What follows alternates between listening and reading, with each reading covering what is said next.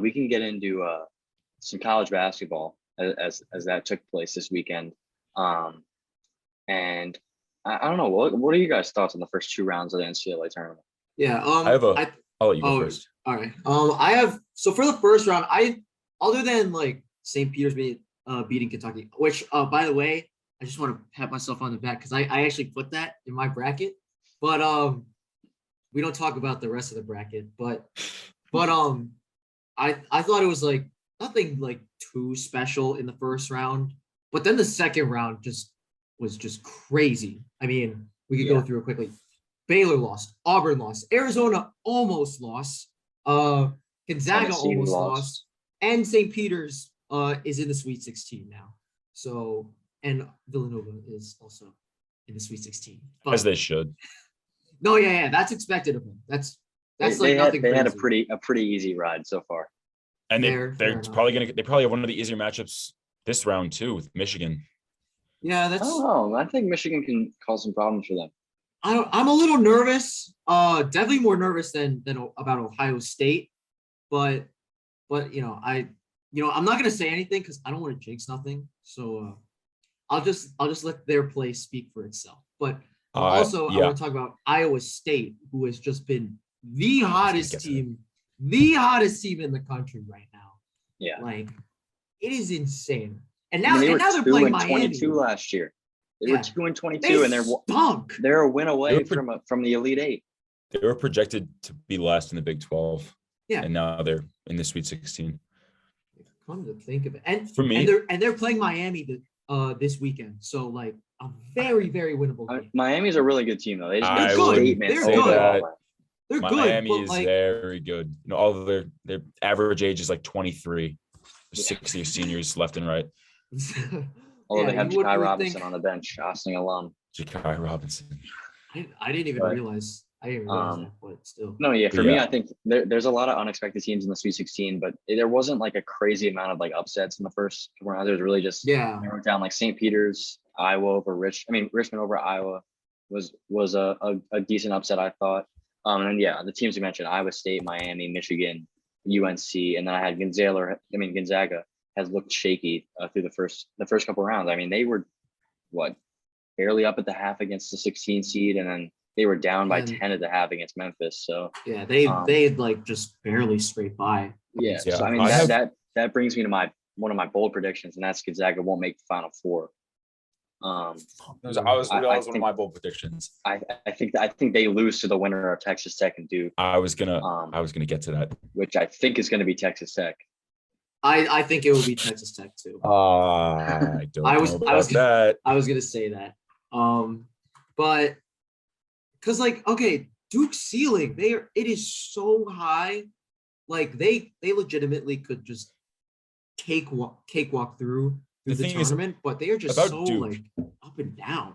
My friend pointed this out to me last night. They don't have necessarily a great game plan. They just have players that are better than you. Like that's really they just give the they don't give the ball to one of the 5 guys, and they're all legitimate threats. Like their best players are probably better than your best players. Like pure talent wise, they're probably the best team in the country. Maybe, but then again, every year they are, and they are every year, and they don't. You can't rely on that. So I think Coach K is going to have to, coach. He's going to have to coach. I have a few thoughts about this tournament so far.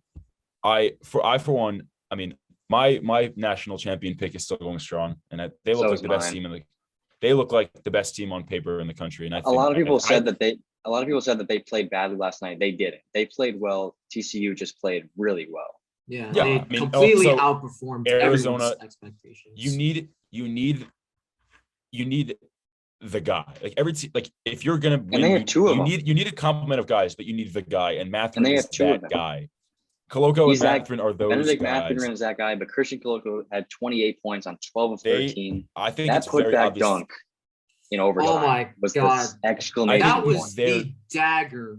Like the knife in the heart and twist it like 4 times. I think they're very clearly the team to beat over Gonzaga. They are. And then I have a few other thoughts. I'm disappointed with St. Mary's talking about Gonzaga. I had them going to the Elite Eight, which is probably a probably not a great pick looking back, but they beat Indiana by like what 30, and then they just got they were crushed by disappointing against UCLA. And I want to give close. love to another Big East team that's not Villanova. Yep. The Friars. Go Friars. Hey, no, yeah. They've everyone looked doubted really them. good. They've looked. Everyone really doubted good. them. I picked them to lose first round, I picked them to lose first or second round. I forget. And they've won 2 very convincing. I picked them to games. lose second round. They play Kansas now. I would not be surprised if they end up winning that game. That it's one of my bold predictions is that they will beat Kansas. I don't think it's out of the question. I think Kansas will win. I would not be shocked if Providence does end up winning, because they are very underrated. And then if they win that game, they play the winner of Iowa State, Miami. And Miami. And I could see them winning that game too. You could see Providence in the Final Four. I have one more thought until we get to like previewing games, I guess. One of my bold prediction: ACC represent UNC is going to the Final Four. I like it. That's my bold prediction. I respect that, honestly. That's my bold prediction. I could very well see it. They were up by like almost 30 at one point. Yes, they crumbled, but they still won. So I mean, they've already beaten. And they clamped up in overtime. Yes. The only thing that scares me is they're probably going to have to go through Purdue, which is a really, really good team. Purdue is up and down though, and yeah, but they looked good yesterday. I know they played Texas close, but they look good, and they have Westchester guys. Product. RJ Davis putting up 30 on the national stage. That's what we like to see. Although Purdue, they're nothing crazy like defensively. They're one of the most efficient offensive teams, but I did. And they have one of those guys in Jaden Ivey. That's what I'm saying. You can't just have a collective group of guys. I don't know a guy. That's the thing with UNC is they have a bunch of scorers, but do they have the guy where I don't think you can give it the ball to RJ Davis with the game on the line and he scores a bucket. See, I don't think you give it to Baycott or Manick, but I don't think you can give it to a power forward that can't shoot for him to be that guy. Manick has been the best transfer in the entire country this season. Manick can get you a bucket. But other than Javon Quinterly, Villanova alone. I'm sorry, I had to throw in a Villanova joke. But I'm not saying that they'll win the tournament by any means, but I think it's not out of the question that they could make a run to the Final Four. I think they could very well beat Purdue too. Just mainly because they're really not anything crazy defensively. As long as they can like contain the offense, and then they'll just burn them on defense. I could very well see them in the Final Four. Yeah. I think looking. Sorry, you can go ahead. I was just gonna say I think one of the interesting things is that Miami or Iowa State is going to be in the Elite Eight. And I think that was circled as one of my games to watch in the next round. I put that one too. Because I think the winner of that game can definitely make the Final Four. With the teams that they have left in their region with Kansas and Providence. I mean, we've talked about Providence many times and how they're susceptible to close games. And I think Miami definitely could beat Providence and give Kansas a big run for their money. So the winner of that game, especially if it's Miami, could definitely make a run to the Final Four. Yeah, they just beat Auburn like convincingly. Straight up. No questions. Not even close. I think I have 2 other games circled. I have Texas Tech and Duke.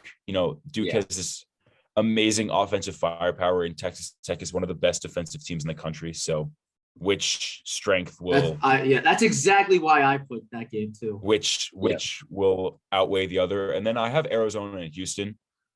Yep. Because kind of the same reason, honestly. Houston has one of the best defensive efficiencies in the whole country, and Arizona is great offensively. And I think Houston, I think they're playing much better than a 5 seed. I think they should have been at least a 4, and they convincingly beat a good Illinois team.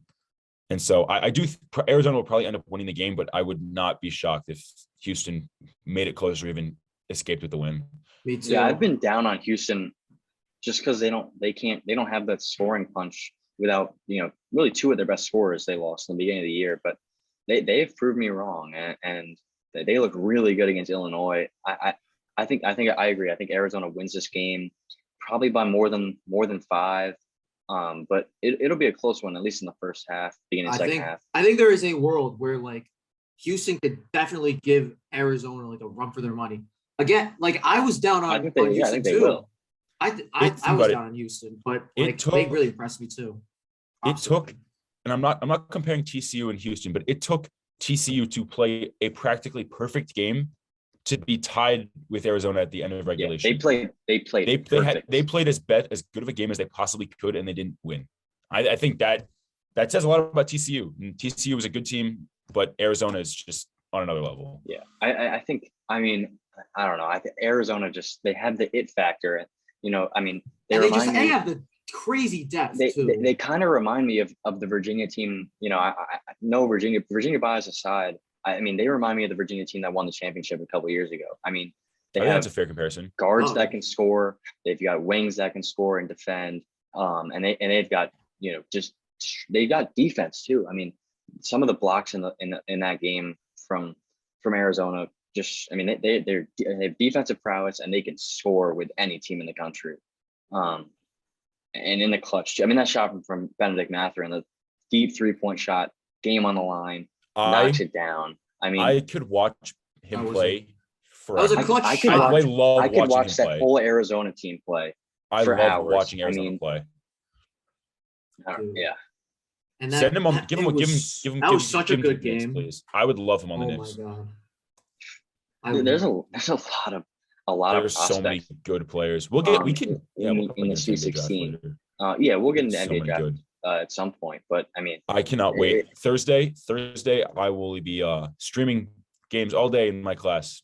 Yeah, without regard for the class. So, bro, I'm not sure what the Villanova game is, but if it's during one of my class, you best believe that I am not going to that class. Or I'm sure that applies time. To the entire school. Yeah, exactly.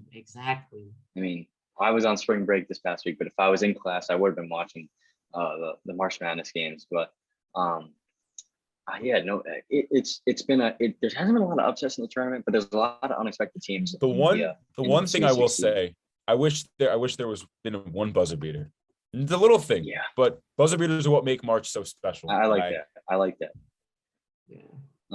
I think you can classify the Benedict Mathurin 3 last night as somewhat of a buzzer beater. That's ties close up the game with 10 seconds left. And they would have. We didn't even get to this. Oh my! They would have won the game if he just exploded. He just had to throw it up. I don't know what he was doing. He was trying to be the hero. He was trying to have a sick picture of him dunking the ball with 25 seconds left, but he messed it up. If they had lost that game because of that, oh my God, everyone would be talking about that today. Everyone would be talking about that guy missing the shot, or not missing the shot. He made the shot, he just ran out of time. He would have been banned from the entire state of Arizona forever. I mean, I don't know what he was doing. That could have been really, really bad. I just send it to overtime. And also, I want to say another thing. That wasn't a foul right before that. I don't think that was a foul. I think the guy that when like the play after Mathurin hit the 3, when the guy was dribbling around and they lost the ball around half court. I remember that. I don't think TCU. when TCU had the ball. They stripped the ball. That was a flag. It was just a trap. The guy was just trying. He was trying not to go back on half. Yeah, exactly. And he fell. He lost the ball, and I didn't think that was a foul. Second time, but it was not a foul. So that was a good no call. I could talk about this all day long. I mean that game was probably the game of the year. I think I'd have to say if we're counting first definitely up there. You have Notre Dame Rutgers game. But I mean that game had bigger implications too. I mean, it's just, I don't know. That game was insane. So I think Arizona proved that they can hang tough in a clutch with a first-year head coach. That was the thing I was worried about. First-year head coach in a game like that, I thought they might crumble under the pressure, but I think they didn't. I've always been a big. I didn't mean to interrupt you. I'm sorry, but I've always been a big proponent of the fact of winning ugly says a lot more about your team than winning pretty. You can win by 30 here and there, but if you win a gritty, tough matchup, escaping by like 1 or 2 points, that says a lot more about your team than rolling over a team by 30 points. And I will stand by that till the end of time. Like that basically means like You win sloppy, that's your floor. You can play bad and still win. Exactly. Exactly. I mean, that game. Which I don't think Arizona played like that bad at all. No, they didn't. Offensively, they were great. They didn't play like peak Arizona basketball. Yeah. No, yeah, definitely not. And I would say it was a little sloppy. That's fair. That's fair to say. But my point is that Arizona team. If that's what sloppy Arizona looks like, imagine what great Arizona looks like. I'm really nervous about the next game. But I mean, we first have to go through Michigan, but we're on Villanova now. We're on Villanova now. Is it Arizona after Michigan? Yeah. Ooh. By the way, I think Arizona will steamroll Villanova. I don't know, no, not a chance. But I think that the winner of the South region, whoever it is left, wins the championship. They will win the championship. Who's that? Is that the Zona region? Yeah, Arizona, Michigan, Villanova, and Houston. Okay. Well, let's think about it. The South. You got the Kansas. I don't think the Kansas region wins it. No. Here's the thing. If Kansas beats Providence, the winner of that game will play either an 11 or a 10 seed. And I think those teams are good. I think they go to the Final Four, but I don't see Kansas beating. I don't know if they. I don't see them beating Arizona, Houston, or Villanova. The only team I see them beating is Michigan. Kansas. Exactly. There's a fine line between having that guy and relying on that guy. And I think Kansas leans more towards having to rely on Ochai Agbaji a little too much rather than just having him, but contributing with all your players. Yeah, they don't have really a secondary guy behind him that they can really trust. I mean, David McCormick's good and Christian Brown's good, but Remy Martin's good, but all of the guys are. It's not like that. The fine line.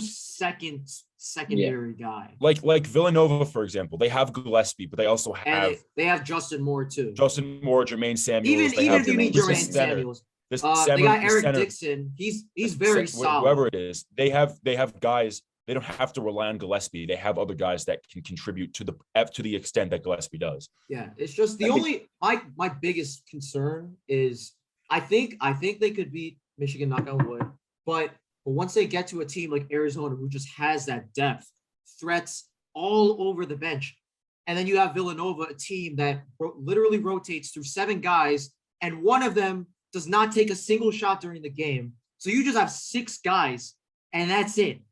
And that's including Brandon Slater, who I don't think is aggressive nearly as much as he should be. So, and even with Houston too, like I am gonna be so nervous if they play either of those. So what is it?